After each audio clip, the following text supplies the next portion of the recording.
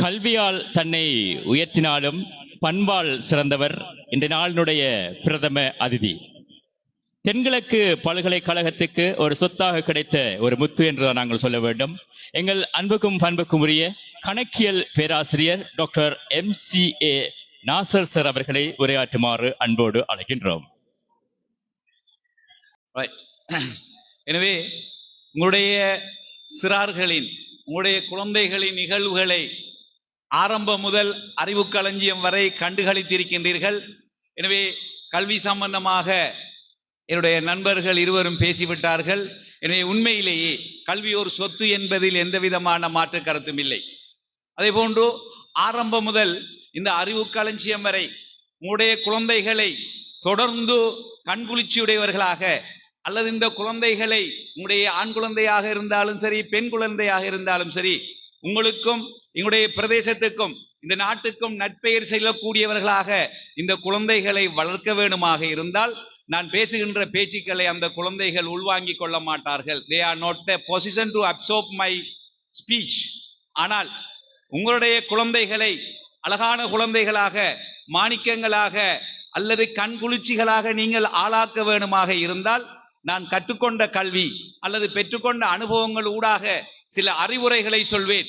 அந்த அறிவுரைகளை நீங்கள் இங்கிருந்து கலைந்து செல்கின்ற போதோ அதை அறிவுரைகளாக எடுப்பீர்களாக இருந்தால் நிச்சயமாக அது உங்களுடைய குழந்தைகளை சத்தியமாக நல்லவர்களாகவும் அறிவுடையவர்களாகவும் இந்த மண்ணிலே மதிக்கக்கூடியவர்களாகவும் ஆளாக்குவீர்கள் என்பதில் எந்த விதமான மாற்று கருத்தும் இல்லை.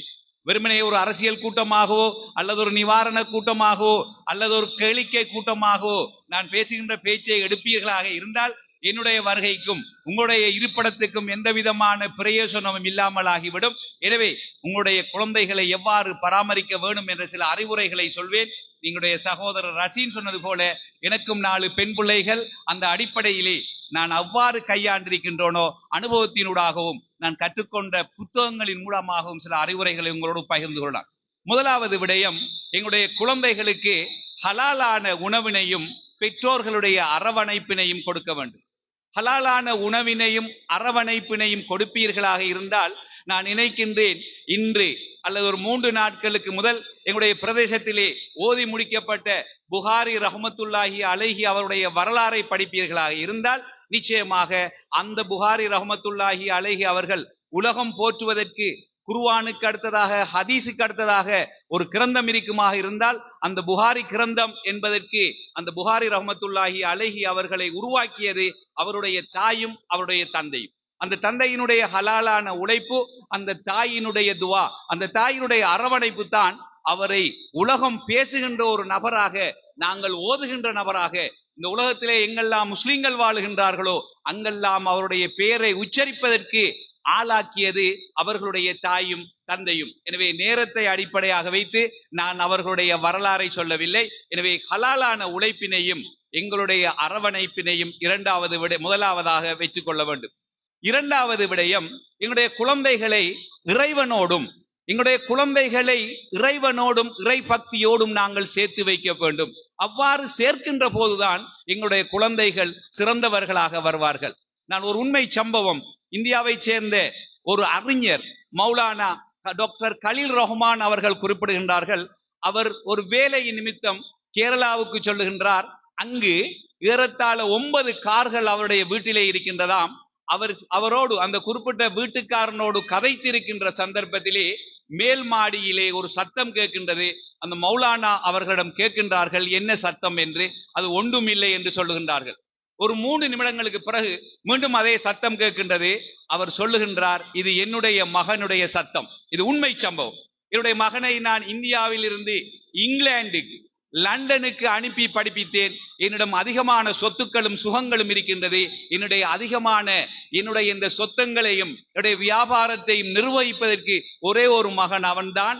அந்த மகன் குடித்துவிட்டு அநியாயமான போதை வஸ்துக்களை பயன்படுத்தி என்னையும் என்னுடைய மனைவியையும் இரவு அடித்தார் என்று டாக்டர் கலீல் ரஹ்மான் அவர்களிடம் கூறுகின்றார்கள். சொல்லிவிட்டு கேட்கின்றார், பாருங்கள் எவ்வளவு மனவருத்தமான கேள்வி.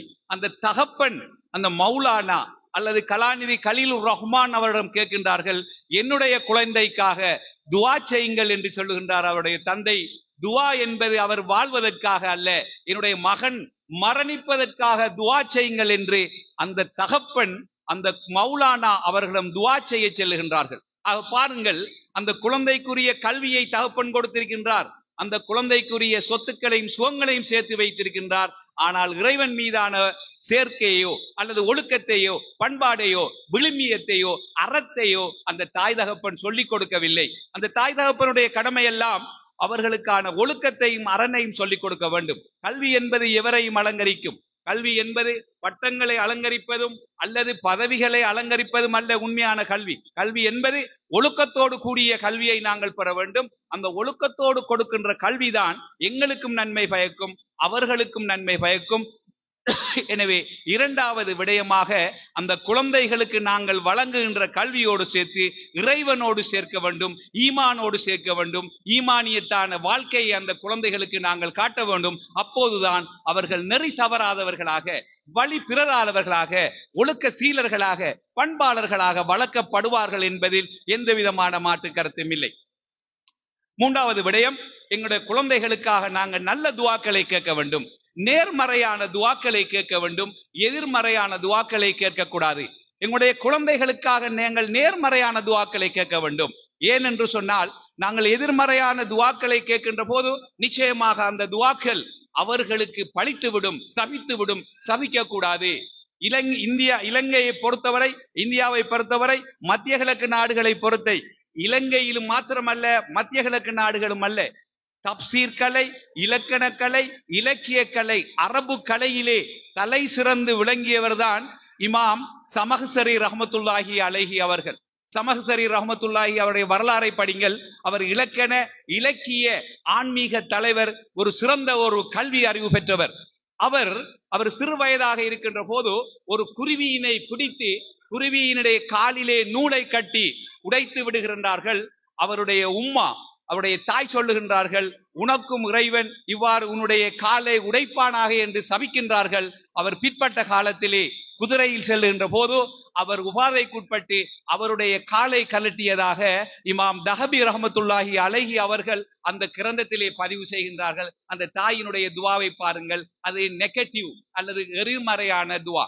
எனவே நாங்கள் எங்களுடைய குழந்தைகளுக்காக நேரான துவாக்களை கேட்க வேண்டும். அதே போன்றுதான் ஒரு தாய் ஒரு ரூமை கூட்டிக் கொண்டிருக்கின்ற சந்தர்ப்பத்திலே அந்த குழந்தையினுடைய தாய், அந்த குழந்தையினுடைய உம்மா கொடுத்த ஒரு கண்ணாடி குவளை மிகவும் பெருமதியானது. அந்த குழந்தை அந்த கண்ணாடி குவளையை உடைத்து விடுகின்றாள். அந்த குழந்தையை உடைத்து விடுகின்றான். உடைத்ததற்காக அவருடைய உம்மா பதுவா செய்கின்றார்கள், இறைவன் உன்னுடைய காலையும் தூள்தூளாக்குவானாக என்ற சபிக்கப்பட்ட துவாவினை அந்த தாய் கேட்கின்றாள். மிகவும் அந்யோன்யமான முறையிலே அந்த தாயும் மகனும் படித்து பட்டங்களை பெற்று அந்த மகன் மிகவும் தாயோடு அன்பாக இருக்கின்றான். அந்த மகனுக்கு ஏறத்தாழ 27 வயதாகின்ற போது அந்த மகனுடைய காலிலே மதில் உடைந்து அந்த மகனுடைய கால் தூளாக்குவதாக ஒரு கதை துணுக்கு, இஸ்லாமிய கதை, உண்மை கதையை நான் படித்தேன். ஆகவே பாருங்கள், அவ்வாறு நாங்கள் சபிக்க கூடாது. எனவே நாங்கள் எங்களுடைய குழந்தைகளுக்கு நல்ல துவாக்களை கேட்க வேண்டும். எங்களுடைய குழந்தைகள் குறும்புத்தனமானவர்கள். எங்களுக்கு தெரியும், அப்துல் ரஹ்மான் சுதேஸ் அவர்கள் மக்கா மதீனாவினுடைய இமாம். நாங்கள் எல்லோருமே அவருக்கு பின்னால் ஒரு துவாவை கலந்து கொள்ள மாட்டோமா அல்லது அவருக்கு பின்னால் ஒரு நேர தொழுகையை தொழ மாட்டோமா என்று இந்த உலக முஸ்லிம்கள் முண்டியடித்துக் கொண்டிருக்கின்ற இமாம் சுதேஸ் ரஹ்மத்துல்லாஹி அலைஹி அவர்கள் தன்னுடைய 8 வயதிலே அவருடைய வாப்பா அவருடைய சொந்தக்காரனை வீட்டுக்கு சாப்பாட்டுக்கு அழைத்து வருகின்றார். அந்த சந்தர்ப்பத்திலே சுதேஸ் அவர்கள் இறைச்சி கறிக்குள் மண்ணை கொட்டுகின்றார்கள். நாங்களாக இருந்தால் நாசமத்து போய் விடுவாய் என்று சொல்லுவோம். ஆனால் சுதேஸ் அவர்களுடைய உம்மா 2 கைகளையும் ஏந்தி இறைவனிடம் துஆ செய்கின்றார்கள், யா அல்லாஹ், என்னுடைய இந்த மகனை மக்கா மதீனாவினுடைய பிரதான இமாமாக ஆக்குவாயாக என்று சுதேஸ் ரஹ்மத்துல்லாஹி அலைஹி அவருடைய தாய் கேட்ட துஆவினை இறைவன் அங்கீகரித்தான். இன்று மக்கா மதீனாவினுடைய பிரதான இமாமாக சுதேஸ் அவர்கள் இருக்கின்றார்கள். வெறுமனே அவர்கள் ஹாபிஸ் அல்ல, வெறுமனே அவர் ஹாரி அல்ல, வெறுமனே மக்கா மதீனாவினுடைய இமாமும் அல்ல. இந்த உலகத்திலே காணப்படுகின்ற அதிகூடிய கல்வித்தரமாகிய கலாநிதி பட்டத்தை சுமந்த ஒரு கலாநிதி, ஹாஃபில், ஹாரி, மார்க்கப்பட்டால் மத போதகர் என்ற பெருமையினை அந்த அப்துல் ரஹ்மான் சுதேஸ் அவர்களுக்கு வழங்கப்படுகிறது. எனவேதான் இமாம் ரஹ்மத்துல்லாஹி புகாரி ரஹ்மத்துல்லாஹியா இருக்கலாம், மாலிக் ரஹ்மத்துல்லாஹியா இருக்கலாம், அல்லது நாங்கள் விரும்புகின்ற சாபி ரஹ்மத்துல்லாஹியா இருக்கலாம், யாராகவும் இருக்கலாம். எனவே நான் எடுத்த சம்பவங்கள் அந்த எடிசனை பற்றியோ அல்லது ஒரு வெளிநாட்டுக்காரனை பற்றியோ அல்லது இங்கிலாந்துக்காரனை பற்றியோ நான் சொல்லவில்லை. எங்களுடைய இஸ்லாமிய சைட்டிலே காணப்படுகின்ற துவாவை தான் நான் சொன்னேன். அதே போன்று என்னை பற்றி அதிகமாக சொன்னார்கள். ஏறத்தாழ 23 ஆண்டுகளாக இந்த மண்ணிலே நானும் குடும்பத்தோடு வசித்துக் கொண்டிருக்கின்றேன். நான் ஒரு பேராசிரியர், அதே போன்று நானும் ஒரு சட்டம் படித்தவன், நானும் ஒரு கலாநிதி. ஆனால் இதுக்கெல்லாம் காரணமாக நான் ஏறத்தாழ 8 வயதாக இருக்கின்ற போது நான் என்னுடைய தந்தையை இழந்தேன்.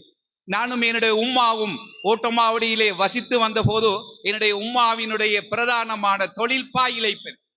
அந்த பாயை இழைத்து அதன் மூலமாகத்தான் என்னை படித்து அழகு பார்த்தவன். அந்த பாயை பின்னி விட்டு இதற்கு மேலால் சொல்லுவார்கள் எங்களுடைய உம்மா பூக்குத்துறன். எனவே பல கலர்களை நீலம், சிவப்பு, பச்சை என்று பூக்குத்தி அந்த பாயிலே உறங்குகின்ற போது என்னுடைய உம்மாவினுடைய துவாவை நான் கேட்டிருக்கின்றேன். என்னுடைய உம்மா, என்னுடைய குடும்பத்திலே யாரும் படித்தவர்கள் இல்லை, என்னுடைய குடும்பத்திலே எந்த ஒரு பட்டதாரியும் இல்லை. என்னுடைய மகன், நான் நினைக்கின்ற நேரத்தால 10 வயது இருக்கும், 10ஆம் ஆண்டு படித்திருப்பேன், எனக்கு 16 வயது இருக்கும். என்னுடைய தாயினுடைய துவா, என்னுடைய மகன் 3 நேர சாப்பாடு கூட சாப்பிட்டிருக்க மாட்டான். எனவே என்னுடைய மகனை சிறந்த கல்வியையும் இந்த ஊரிலே யாரும் பெறாத பதவியையும் கொடுக்க வேண்டும் என்று என்னுடைய தாயினுடைய துவாவை நான் இசாக்கு போதவு காது கேட்டவன். எனவே நாங்கள் ஐன்ஸ்டீனை பற்றி கதைப்பது மூலமாக அல்லது எடிசனை பற்றி கதைப்பது மூலமாக எந்த விதமான பிரயோசனமும் இல்லை. எங்களுடைய குழந்தைகளை மார்க்கப்பட்டுடையவர்களாகவும் மார்க்கத்திலே வெற்றியாளர்களாகவும் கதைப்பதன் மூலமாகத்தான் எங்களுடைய குழந்தைகளை கண்குளிர்ச்சிகளாக நாங்கள் ஆளாக்க முடியுமே தவிர மற்றவர்களை கதைப்பதன் மூலமாக நாங்கள் இஸ்லாமிய பற்றுடையவர்களாக ஆளாக்க முடியாது. எனவே என்னுடைய 2வது வினா அல்லது வினயம், எங்களுடைய குழந்தைகளுக்காக நல்ல துவாக்களை கேட்க வேண்டும். அதே போன்று எனக்கு தெரிந்த ஒரு அரசியல்வாதி, அவர் ஜெனரல் எலெக்ஷன் பொது தேர்தலிலே அவர் துவா செய்தால் என்னுடைய வெற்றி இந்த மண்ணுக்கு தேவையில்லை என்றால் யா அல்லாஹ் என்னை தோக்கடித்து விடுவாயாக என்று அவருடைய வாயாலே கேட்டார். 2019ஆம் ஆண்டு நடந்த பொது தேர்தலிலே அவர் தோக்கடிக்கப்பட்டார். இங்கு அல்ல, வேறொரு பிரதேசத்தில். ஆகவே நாங்கள் துவா கேட்கின்ற போது மிகவும் கவனமாக இருக்க வேண்டும். எந்த நேரத்தில் அது அங்கீகரிக்கப்படும் என்று தெரியாது. 3வது விடயம், மிகவும் முக்கியமான விடயம், எங்களுடைய குழந்தைகளுக்கு நாங்கள் வழக்கான முறையிலே ஒழுக்கத்தை சொல்ல வேண்டும். எங்களுடைய குழந்தைகளுக்கு அறத்தை சொல்லிக் கொடுக்க வேண்டும். எங்களுடைய குழந்தைகளுக்கு பட்டங்கள், பதவிகள், காசு, பணங்களை விட ஒழுக்கம் என்றால் என்ன, அன்பு என்றால் என்ன, குடும்ப உறவு என்றால் என்ன, எங்களுடைய பண்பையும் பண்பாட்டையும் அந்த மனதிலே விதைக்கின்ற போதுதான் அந்த குழந்தைகளுக்கு பட்டத்தை விட, பதவியை விட, பணத்தை விட, சொத்தை விட, சுகத்தை விட அந்தந்த அறம் சம்பந்தமான பண்பும் பண்பாடுகளும் அந்த பிள்ளையிலே விளங்கும். எங்களை போன்ற ஒரு கிராமத்திலே ஒரு தாய் தன்னுடைய 3 குழந்தைகளை பெற்றெடுக்கின்றால் அந்த தாயினிடம் மற்றவர்கள் கேட்கின்றால் ஒரே ஒரு கேள்வி, நாங்களும் பிள்ளைகளை பெற்றவர்கள், நாங்களும் படிப்பித்திருக்கிறோம், எங்களுடைய குழந்தைகள் உன்னுடைய குழந்தைகள் போல் இல்லையே, உன்னுடைய குழந்தை இவ்வளவு அன்பாகவும் இவ்வளவு பண்பாகவும் இவ்வளவு மரியாதையாகவும் இவ்வளவு நேர்த்தியாகவும் நேர்மையாகவும் உங்களுடைய குழந்தைகளை வளர்த்திருக்கின்றாய், அதற்கான காரணம் என்ன என்று அந்த தாயிடம் கேட்கின்றார்கள். அதற்கு அந்த தாய் கூறுகின்றாள், நான் என்னுடைய குழந்தையை வளர்ப்பதற்காக, என்னுடைய குழந்தைகளை பக்குவமாக வளர்ப்பதற்காக நான் எந்த ஒரு மந்திரத்தையும் செய்யவில்லை, எந்த ஒரு மாயத்தையும் செய்யவில்லை. நான் என்னுடைய குழந்தைகளுக்காக நான் துஆ கேட்கின்றேன். ரப்பனா ஹப்லனா மின் அஸ்வாஜினா வ துர்ரியாத்தினா குர்ரத அய்யுன் வஜஅல்னா லில் முத்தகீன இமாமா என்ற துஆவினை நான் கேட்கின்றேன் என்று அந்த தாய் மற்ற தாயிடம் கூறுகின்றாள். இது வெறுமனே துஆ அல்ல. எங்களுடைய குர்ஆனிலே சூரத்துல் ஃபுர்கானிலே 74வது வசனத்திலே அல்லாஹு தஆலா இந்த துஆவை கேட்க சொல்லி எங்களை சொல்லுகின்றான். நாங்கள் கேட்பது அல்ல, நாங்கள் டியூஷனின் பின்னாலும் வேறு வகுப்புகளும் பின்னாலும் அலைகின்றோமே தவிர எங்களுக்குள்ள மந்திரத்தை, இந்த குர்ஆனையும் இந்த இஸ்லாத்தையும் நாங்கள் இணைப்பதில்லை. இந்த இஸ்லாமும் குர்ஆனும் விஞ்ஞானமும் மருத்துவமும் ஒருங்கிணைத்து இஸ்லாமும் குர்ஆனும் தான் சிறந்த வழி என்கின்ற போது நாங்கள் வெறுமனே வேறு திசைகளுக்கு பின்னால் அலைமோதுகின்றோம். எனவே இவ்வாறான துஆக்களை எங்களுடைய குழந்தைகளுக்கு கேட்க வேண்டும்.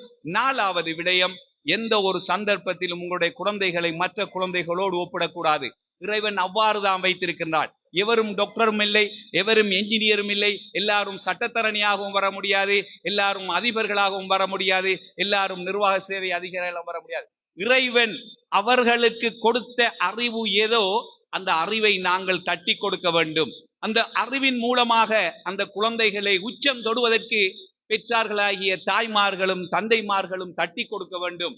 அவர்களுக்கு விருப்பமில்லாத துறைகளை, அவர்களுக்கு விருப்பமில்லாத படிப்புகளை, அவர்களுக்கு விருப்பமில்லாத வழிகளை நாங்கள் தூண்டுவோமாக இருந்தால் அவர்கள் அந்த வழி மூலமாக ஒரு காலமும் எங்களுக்கு நல்ல பெயரை தரமாட்டார்கள். அவர்களுக்கு விருப்பமான வழிகளை நாங்கள் ஏற்றுக்கொள்ள வேண்டும். அவர்கள் விரும்புகின்ற பிள்ளைகளை நாங்கள் திருமணம் செய்து வைக்கின்றோம். ஏன் நாங்கள் அவர்கள் விரும்புகின்ற துறைகளை கொடுக்க முடியாது? ஏன் அவர்கள் விரும்புகின்ற ஃபீல்டிலே நாங்கள் அவர்களை உச்சம் தொட வைக்க முடியாது? எனவே நாங்கள் எந்த ஒரு சந்தர்ப்பத்திலும் எங்களுடைய குழந்தைகளை மற்ற குழந்தைகளோடு ஒப்பிடக்கூடாது. அந்த குழந்தைகள் அழகான முறையிலே அறிமுகம் முதல் அறிவு களஞ்சியம் வரை சென்றது. உங்களுக்கு தெரியுமோ இன்னேரியாது பல நாடுகளில் சொல்லியிருக்கின்றேன். இந்தியாவுக்கு போயிருக்கின்றேன், சைனாவுக்கு போயிருக்கின்றேன், இந்தோனேஷியாவுக்கு போயிருக்கின்றேன், மலேசியாவிலே 5 வருடங்கள் இருந்திருக்கின்றேன். ஆனால் அதிகமான குழந்தைகள் காப்பகங்களிலே இருக்கின்றது. ஒரு குழந்தையினுடைய கை இப்படியும் மத்த கை இப்படியும் இருக்கும், ஒரு சொவி இப்படியும் ஒரு சொவி இப்படியும் இருக்கும், மூக்கு 2 மடங்காக இருக்கும். எனவே அந்த பிள்ளைகள் சமநிலை இல்லாமல் காணப்படும். அழகான குழந்தைகளையும் கண்குளிர்ச்சியான குழந்தைகளையும் இறைவன் எங்களுக்கு தந்திருக்கின்றான். இந்த குழந்தைகளை பக்குவமாக கையாண்டு இந்த குழந்தைகளை எந்த ஒரு சந்தர்ப்பத்தையும் நாங்கள் ஒப்பிடாது. அல்லாஹு தஆலா நிறை செல்வமான அந்த குழந்தைகளை தொடர்ந்து நாங்கள் கண்குளிர்ச்சியாகவும் அவர்களை அவதானித்து அவருடைய வளர்ச்சி படிகளையும் அவருடைய போக்குகளையும் அவருடைய நடவடிக்கைகளையும், யாரோடு பழகிறார்கள், எங்கு போகின்றார்கள், என்ன படிக்கின்றார்கள், எதை பார்க்கின்றார்கள் என்பது தொடர்ச்சியான முறையிலே நாங்கள் அரவணைப்பதன் மூலமாக எங்களுடைய குழந்தைகளை சிறந்தவர்களாக வல்லவர்களாக நாங்கள் ஆக்க முடியும். எனவே எனக்கு அதிகமான நேரம் தேவைப்படுமாகவே நான் அதிகமாக நேரத்தை எடுக்கவில்லை. இந்த 4 விடயங்களையும் நீங்கள் நிச்சயமாக ஃபாலோ பண்ணுவீர்களாக இருந்தால் உங்களுடைய குழந்தைகள் வெற்றியாளர்களாக கண்குளிர்ச்சியுடையவர்களாக குர்ரத்த ஐனுன் என்று இறைவன் கூறியது போல நிச்சயமாக நீங்கள் காண்பீர்கள் என்று கூறி இந்த வாய்ப்பை தந்தமைக்காக எங்களுடைய